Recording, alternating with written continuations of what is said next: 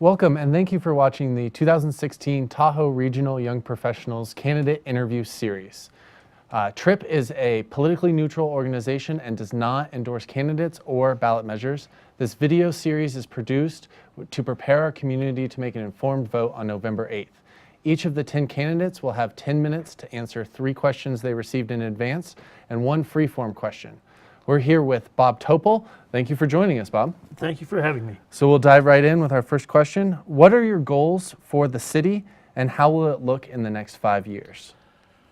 Well, I'd like the city to be more controlled by the population and not by government entities. It seems that the government doesn't listen to the people as much as they should. They should be more active in coming to the community meetings, listening to what the people have to say, and going along with that rather than following their own agendas. Now, in the next 5 years, I'd like to see the city slow down a little bit. I think it's just going way too fast at this time. And it's not just necessarily the speed on the roads, but the progress, or what do you call it, the development of the community. So we should slow it down a little bit, take a good look at what we really want to have here, and not just go off half-cocked. Do you think that the direction the city is heading in sort of needs a realignment and an adjustment towards a different I would think direction? so, yes. Yes, definitely. Perfect. So what concrete actions do you think the city should take to provide more housing affordability in South Lake Tahoe? We'd have to look into getting, not necessarily buying properties, but acquiring properties for the lower income people, make it more affordable for people who work here at lower paying jobs to be able to live here rather than commute distances. When you say the city should acquire properties, are you talking about residential homes or are you talking about some of the old motels and hotel stock? That would be along the lines, the old motels would be a good idea. But I understand there's something being built in one of the communities where this guy's putting in like a 5,000 square foot place with like 12 bedrooms or something into a small residential area, and I don't understand what that would be all about. He says it's not commercial. And so on the city purchasing properties, what kind of sort of funding mechanism do you think the city could take advantage of to purchase these properties? We could work out of the city fund, which would be money that we acquire, say, through ticketing. If we just slowed down the traffic, you know, enforce the laws on the roads.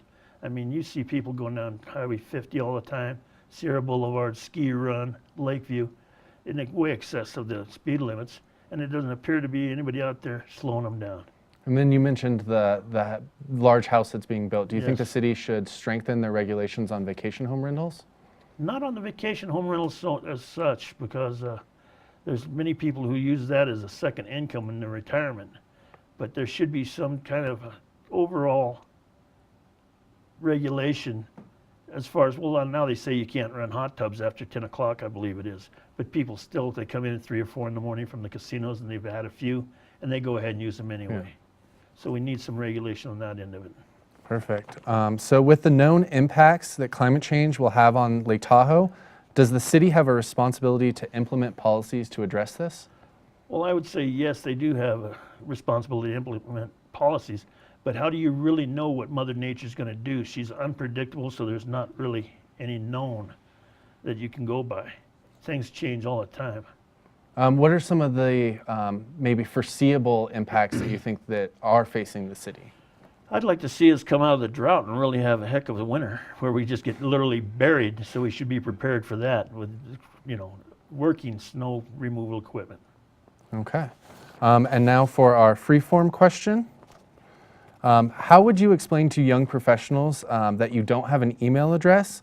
And how important of a role do you think technology should have in city operations and communications with the public? Well, at this time, I just recently signed up and did get the Wi-Fi put into my house, but up until now, it hasn't really been a necessity for me because I'm kind of old school. My phone is plugged into the wall, and it is a rotary dial, although I do have one push button, but it is essential in this day and age for the government to have that type of communications for a quicker response to anything that might come about. And if elected to city council, I'm assuming you would be willing to kind of catch up on the technology and embrace it to some degree? As I said, I just signed up for it, had it put in my house, but I have not got a grasp of it yet, but I am moving forward. like I said, when I got my push button phone, I jumped right out of the 60s into the 80s, and now I'm going from the 80s into the 2000s. So I am moving forward with that. Awesome. Well, thank you for coming and joining us today for the interview. Okay. Thank you for watching. That is part of our 2016 candidate interview series. You can watch this interview and the rest of them on our website at TahoeTRYP.org or on our Facebook at facebook.com/Tahoe Regional Young Professionals.